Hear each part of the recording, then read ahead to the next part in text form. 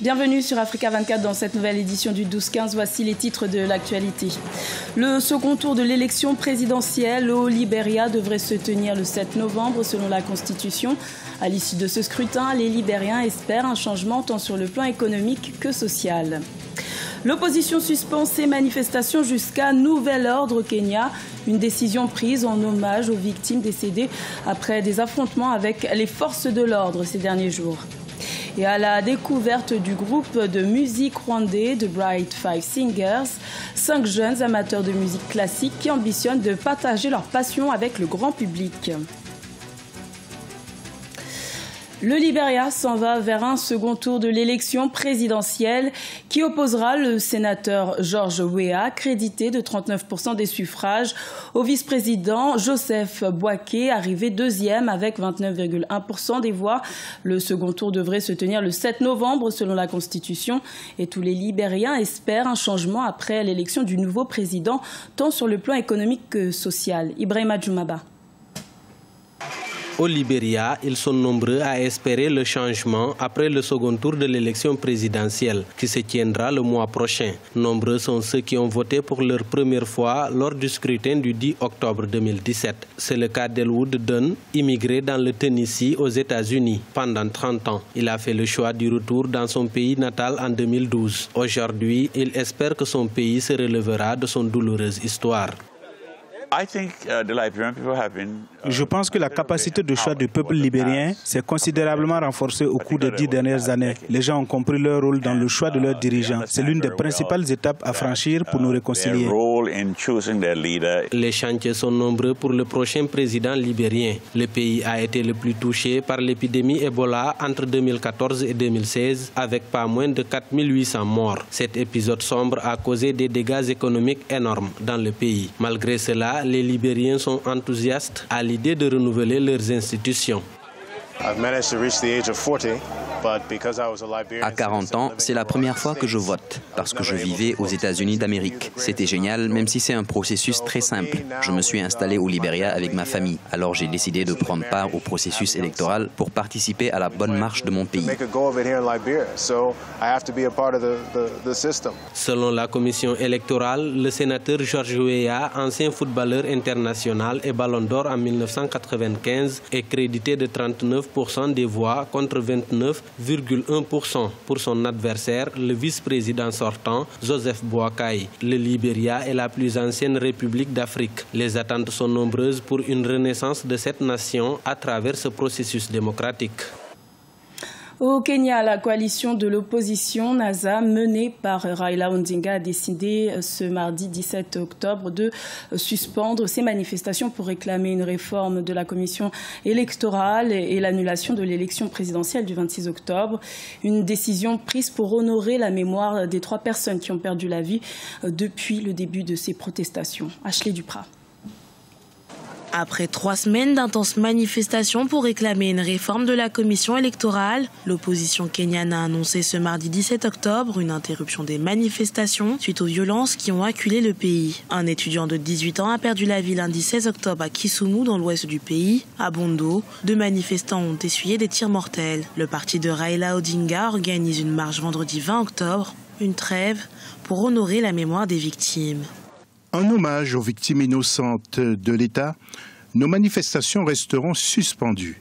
Vendredi, nous honorerons la mémoire de ces victimes comme héros de la lutte pour la justice électorale. Depuis l'annonce du retrait de Raila Odinga à la course présidentielle mardi 10 octobre, l'opposition avait appelé ses partisans à manifester quotidiennement après que le gouvernement ait décidé de les interdire dans les centres d'affaires de Nairobi, Mombasa et Kisumu. Des manifestations parfois réprimées de façon violente par les autorités.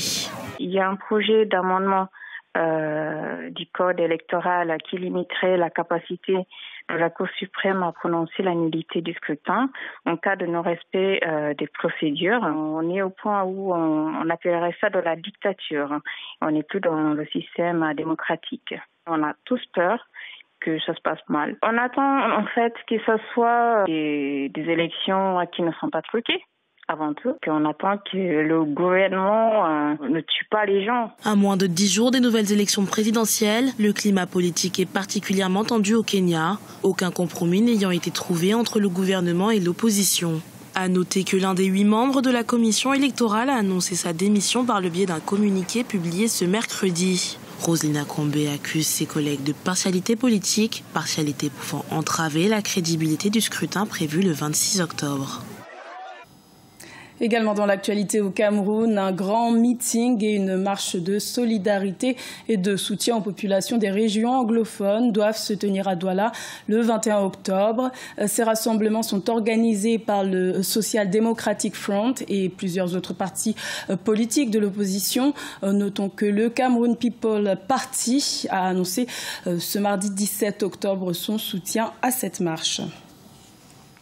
Les experts de l'aéronautique appellent les jeunes Camerounais à s'intéresser au métier aérien pour résoudre le problème du chômage, un secteur dans lequel 70 000 emplois directs sont attendus en Afrique d'ici 2035. L'aviation civile est encore trop souvent considérée comme élitiste par les jeunes Camerounais. Reportage de notre correspondant Chérif Ousmane Bardouka. Au Cameroun, les métiers de l'aviation n'attirent pas encore beaucoup de jeunes. Le secteur est peu vulgarisé et les centres de formation en aéronautique sont rares et parfois très coûteux. Pourtant, selon Boeing, d'ici à 2035, l'Afrique aura besoin de plus de 70 000 acteurs du secteur aéronautique et le Cameroun devra y apporter sa contribution. Pilotes, hôtesses de l'air, cadres d'exploitation, contrôleurs aériens, mécaniciens, autant de profils à pourvoir. Aujourd'hui, toutes les compagnies sous-régionales sont en manque criard de pilotes. Sur les sites internet, vous pouvez vérifier, il y a beaucoup d'annonces de recrutement, la compagnie nationale aussi. Dans le domaine de la maintenance, si je prends le cas du Cameroun, il y a beaucoup de corps de métier avec le départ de l'ancienne compagnie nationale qui se sont totalement effacés, qui sont éteints et qui sont assurés aujourd'hui par des prestataires extérieurs. Donc, quand on voit dans le domaine des hôtesses de l'air, de l'équipage, dans le domaine de l'équipage, il y a également une forte demande. Selon les experts du secteur, les métiers de l'industrie aéronautique et du transport aérien, peu connus des jeunes, sont un secteur d'avenir. Le trafic aérien vers le Cameroun et à l'intérieur du pays est en nette expansion, avec l'apparition des besoins nouveaux liés à la sécurité ou à la logistique. D'où une nécessaire sensibilisation de la jeunesse à l'industrie de l'aviation civile. Le monde, ici chez nous, a toujours vu considérer les métiers de l'aviation avec un regard lointain, inaccessible, alors que c'est tout à fait le contraire.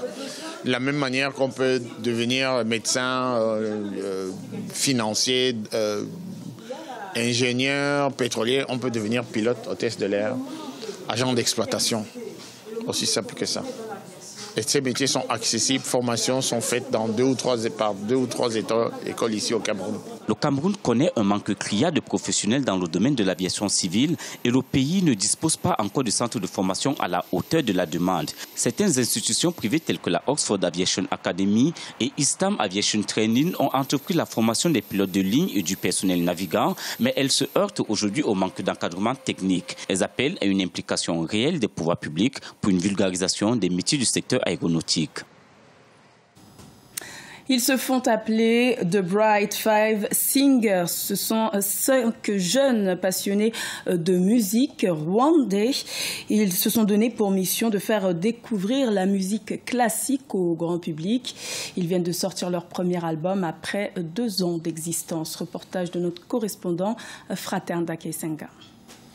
Ce sont 4 chanteurs et un pianiste récemment diplômés de l'Université du Rwanda dans différentes filières. Le lancement de leur carrière musicale, ils le doivent à une formation en musique dispensée par un spécialiste camerounais. The Bright Five Singers sont désormais connus du public rwandais pour leur style de musique pop-opéra. Et après avoir fini nos études, nous sommes venus ici et nous avons constaté qu'il ne faut pas laisser cette chance ou bien cette connaissance sans que nous l'utilisons ici dans notre vie de Kigali. Et nous avons formé le groupe appelé Bright Five Singers pour juste continuer à vivre dans cette vie que Belobo nous a donnée. En 2 ans d'existence, le groupe a déjà lancé son premier album intitulé « Demandez et vous recevrez » dans la langue locale. Il est composé de 10 chansons dont 5 compositions originales et 5 interprétations. Le groupe a également participé à quelques grands événements musicaux au Rwanda et dans la région et prévoit agrandir les horizons. Nous ne sommes pas fermés ici au Rwanda seulement. La musique n'est pas fermée ici au Rwanda. Après, peut-être dans les années futures, nous faisons autre chose plus que ce que nous avons fait, ce que nous avons fini dans ces 2 ans. Après avoir remarqué une réceptivité de leur musique par l'audience, ces jeunes comptent créer une école de musique pour pouvoir aider les jeunes talents au Rwanda, même s'ils font encore face à des soucis financiers.